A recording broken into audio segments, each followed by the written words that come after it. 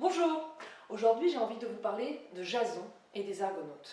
Et non pas de Jason and the Argonauts, ne pas confondre. Ah oui, parce qu'on n'est pas à Hollywood. Comme toujours, nos histoires commencent au fin fond de la Grèce antique.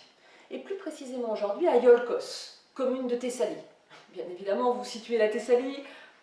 Mais si, la Thessalie. Centre-est de la Grèce. Vous ne situez pas? Bon, c'est pas grave. Bref, à Iolcos règne le roi Aéson. Il se trouve qu'Aéson a un demi-frère, Pélias. Comme toujours, quand il y a deux frères pour un trône, vous le savez bien, bah oui, il y a un problème. Et quand il y a deux frères, il y a toujours le gentil et le méchant. Or, Aéson fait partie de la première catégorie. Vous vous doutez de la suite? Eh oui, il se fait détrôner par Pélias. Heureusement, avant ces tristes événements, il a le temps de mettre à l'abri son fils Jason, car il craint pour sa vie. Il confie l'éducation de Jason au centaure Chiron. Petite parenthèse, les centaures, ces êtres mi-hommes, mi-chevaux, ne sont pas tous fréquentables. Il y a ceux à qui vous pouvez confier vos enfants aveuglément sur superbnou.com et il y a les autres qu'on n'a pas envie de croiser au coin du bois. Heureusement pour Jason, Chiron fait partie de la première catégorie.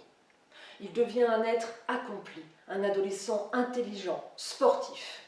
Et puis un jour, le centaure décide de lui révéler la vérité. Jason, je ne suis pas ton père. Oh, redit la news. Évidemment, Jason tombe de haut. Il n'avait pas compris que Chiron n'était pas son père. Et pourtant, des indices auraient dû le mettre sur la voie. Mais Jason est assez naïf.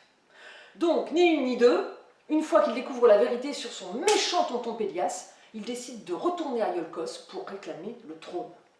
Chiron lui souhaite bonne chance et le laisse partir. De son côté, Pélias, depuis qu'il a détrôné son frère, vit dans l'anxiété. Évidemment, comme tous les êtres mauvais, il est persuadé qu'on complote autour de lui. Donc il s'est entouré de nombreux devins et il consulte les oracles.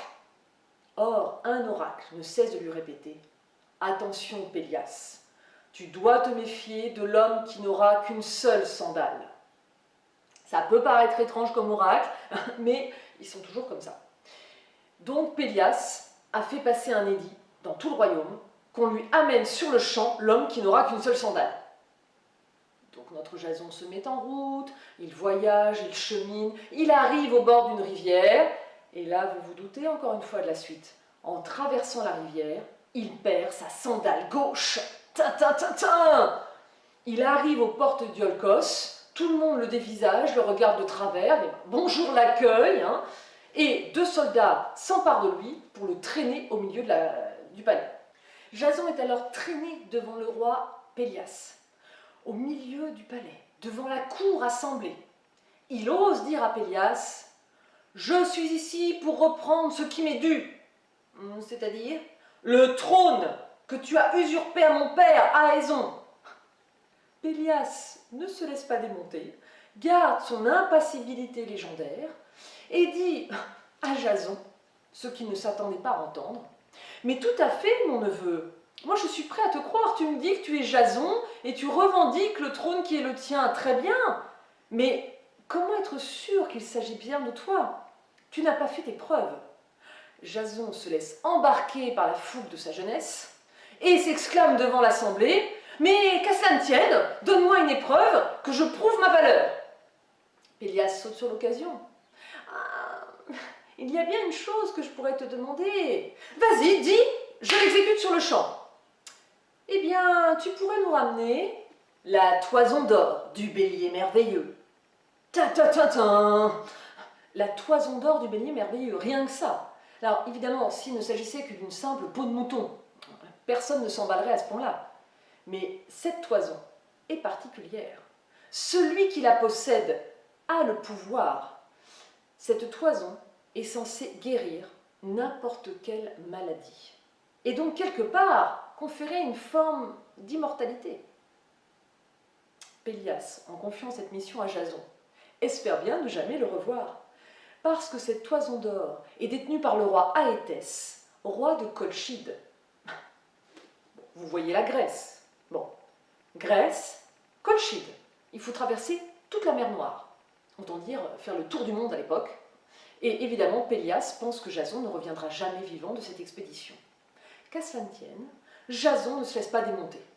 Eh bien oui, Pélias, Oui, je te ramènerai la toison d'or du bélier merveilleux. » Sur ce, il tourne les talons, quitte le palais digne et à l'extérieur se met à chercher les plus grands héros de la Grèce antique. Ce sera comme une sorte d'entreprise nationale grecque. Ils vont partir à 50 héros. Il va réussir à rassembler autour de lui des êtres aussi exceptionnels qu'Orphée. Orphée le musicien qui fait pleurer les roseaux quand il joue de la lyre. Ou Castor et Pollux, autrement célèbre que par le manège enchanté. Il y a encore Atalante, celle qui court plus vite que son ombre. Il y a même Acaste, le propre fils de Pélias, qui est parti contre la volonté de son père. Pour aller aux confins du monde, Jason a besoin d'un navire hors norme. Il fait appel à l'architecte Argos, qui dessine les plans d'un navire qui n'a encore jamais été pensé. Ce navire, en l'honneur de l'architecte, il va l'appeler l'Argo, le rapide. D'où l'explication du titre, Jason et les Argonautes, parce que Naouta, ce sont les marins. Donc Jason, entouré de ses 49 héros, embarque sur l'Argo et part sur le pont Euxin, notre actuelle mer Noire. Il vogue ainsi vers la Colchide, vers son destin. Après avoir rencontré de nombreuses épreuves, Jason débarque enfin en Colchide. Il arrive, naïf petit Jason, se présenter au roi Aétès. Comme les lois de l'hospitalité l'exigent, le roi ne lui pose aucune question. Il lui offre le gîte et le couvert, ainsi qu'à tous ses compagnons. Une fois le banquet terminé, néanmoins, Aétès lui demande l'objet de sa venue. Et à nouveau, naïf petit Jason. « Bonjour, roi Aétès, je viens chercher la toison d'or du bélier merveilleux que tu détiens. » Bah oui, en fait, j'en ai besoin pour récupérer mon propre trône à Iolcos. Aétès sourit et lui dit « Mais bien entendu, Jason, aucun problème. Seulement, tu dois prouver que tu le vaux bien. » Ah, décidément, c'est l'histoire de sa vie.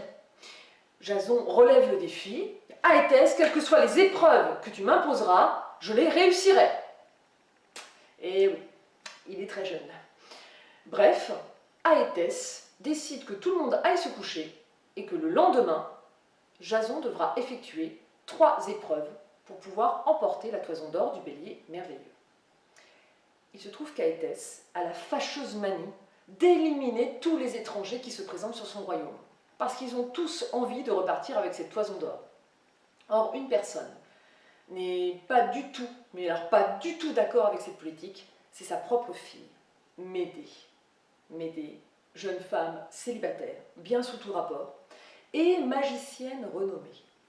Et Médée, dès qu'elle aperçoit Jason, se dit quand même que la politique de son père est assez cruelle et qu'elle aimerait bien aider ce joli étranger.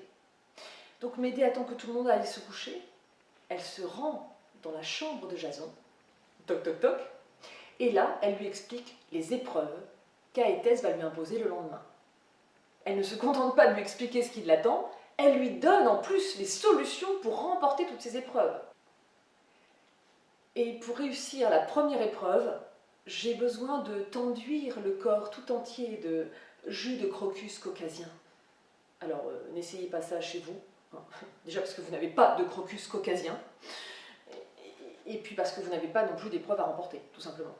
Bref, elle s'en donne à cœur joie, badigeonne Jason sous toutes les coutures, et va se coucher.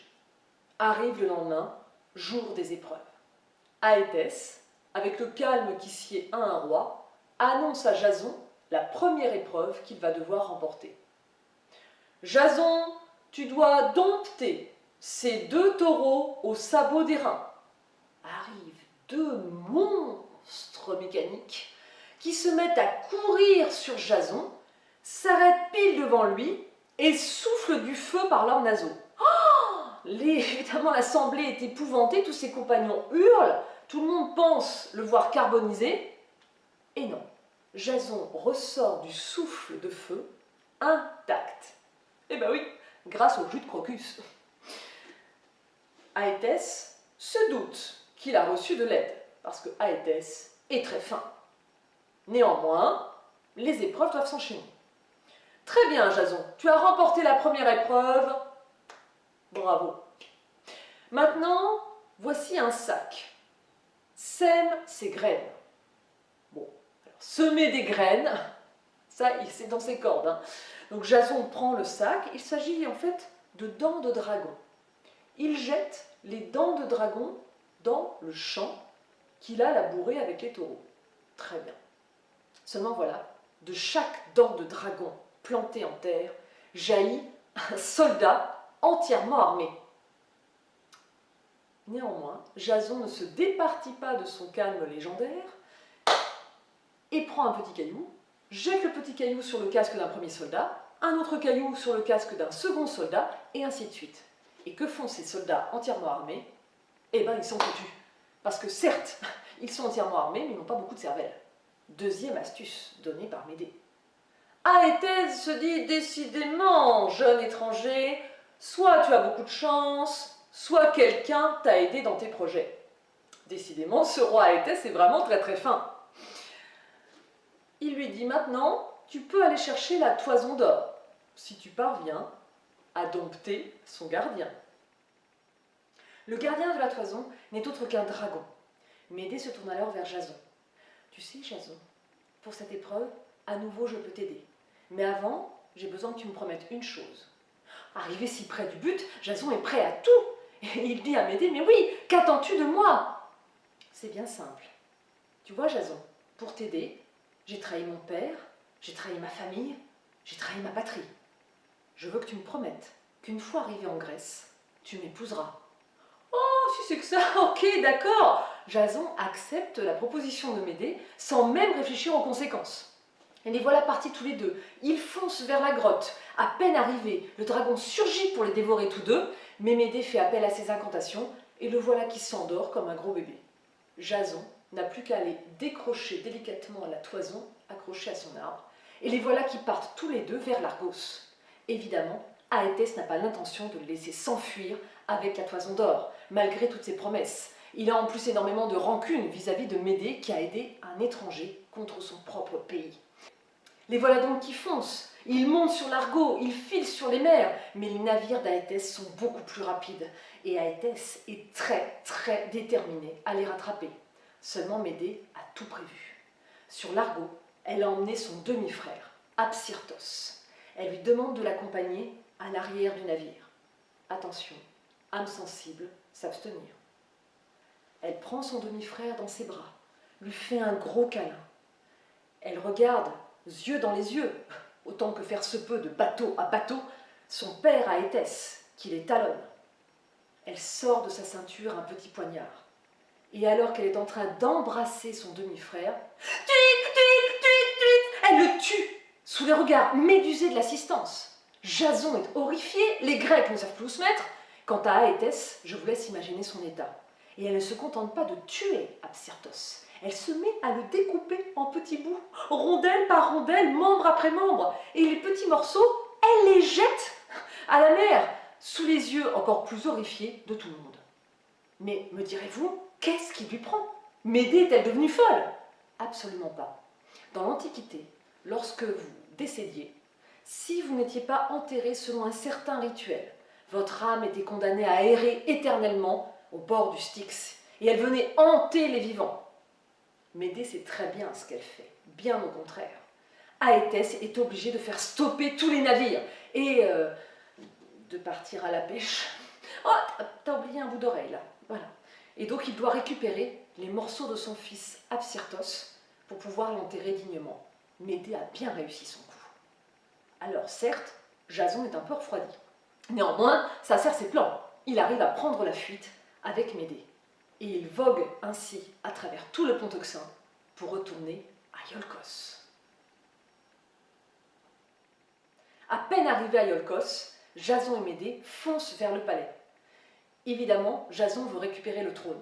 Il se présente devant Pélias en brandissant fièrement la toison d'or. « Tu vois, je te l'avais dit, je suis allée la chercher !» Et Médée, elle, ne souhaite pas en rester là. Ce serait trop simple. Après toutes les épreuves que Pélias a fait subir à Jason, elle veut se venger. Elle va voir les propres filles de Pélias. Et elle commence à leur expliquer qu'elle est magicienne et qu'elle sait faire rajeunir n'importe quel être vivant à partir du moment où elle le met à bouillir dans un mélange de sa composition. Les filles de Pélias sont un peu sceptiques, Alors elle procède à une démonstration, genre téléachat. Elle prend un chaudron, elle y met quelques herbes, prononce quelques paroles magiques, amène un bélier, le jette dans le chaudron et en ressort un tout petit agneau. Les filles de Pélias sont convaincues, même si la plus jeune reste un peu réticente. Elles décident d'aller surprendre leur père dans son sommeil, s'emparent du roi Pélias, l'égorgent, le découpent en morceaux, mettent les morceaux dans le chaudron avec le petit mélange fourni clé en main par Médée, et puis elles mélangent, et puis elles mélangent, et puis elles mélangent, et elles pleurent. Médée, encore une fois, a bien réussi son coup. Jason est un petit peu horrifié par toutes ces pratiques, néanmoins, le revoilà à la tête d'Iolcos. Étant donné son histoire chargée, il décide de ne pas garder la couronne et confie le royaume à Acaste, le propre fils de Pélias, qui les a accompagnés dans toute leur équipée. Acaste prend le trône d'Iolcos. Jason et Médée, quant à eux, décident de partir vivre à Corinthe. Pourquoi Corinthe, me direz-vous? Tout simplement parce que c'est la ville d'origine d'Aétès. Là-bas, c'est le roi Créon qui les accueille. Ils vont vivre ainsi à la cour pendant 10 ans. 10 longues années de bonheur. Enfin, de bonheur ou presque. Parce que certes, Jason a respecté sa parole. Il a épousé Médée.